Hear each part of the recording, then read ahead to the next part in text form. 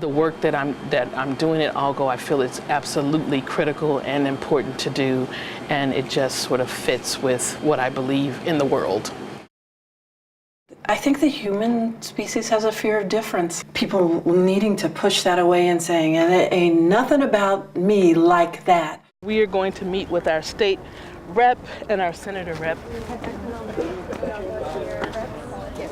It's my third lobbying event, so it's basically just a conversation you're having with your representative and trying to tell them about your issues. You really need to keep in mind that you're educating a person, even though they might be flagged as an opponent to what you're talking about.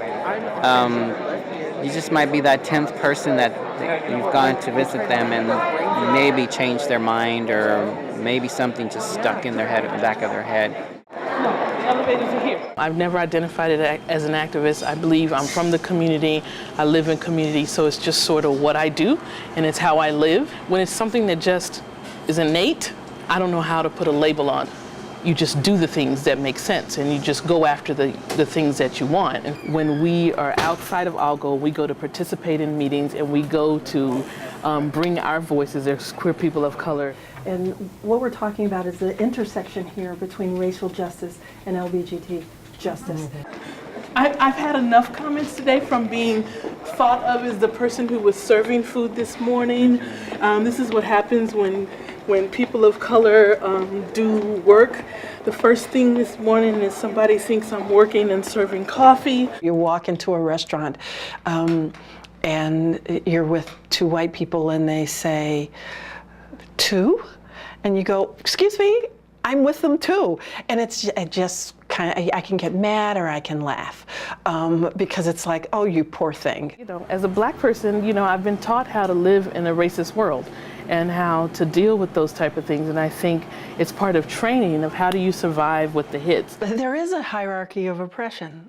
Being a white male affords you probably the most privileges in our culture. I don't know who's at the low end of the totem pole, but what I know is that the oppressions that I suffer are not nearly as great as many others. I don't know which way to keep. There are, people in the district who are really quite concerned about bullying and insurance discrimination and the rights of partners to be able to engage in medical decision making. That those things are really meaningful in our community. Right, absolutely. Thank you very much. I really appreciate y'all stopping by today. Thank you. All right, what'd y'all think? What'd you think? How'd it go? It went very well, thank you very much. The work I do is about everyday survival.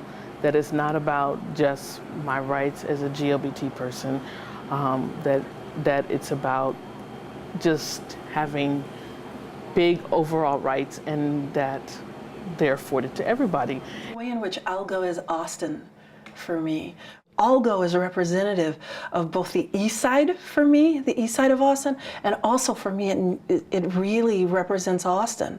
I enjoy it through the eye of kind of this cultural part of this part of town and the melting of the Latina and the African American and the people of color experience here, and so I see through those eyes. My hope would be that the issues that we're currently working on in 5 or 10 years are not the same. I think there will always be some issues to look at. Yeah. Are we done? That's a wrap. We are to meet in the auditorium for wrap-up or whatever you call it, debriefing, and Do we want to do that? we should show our face in that. Oh gosh, I'm tired of smiling.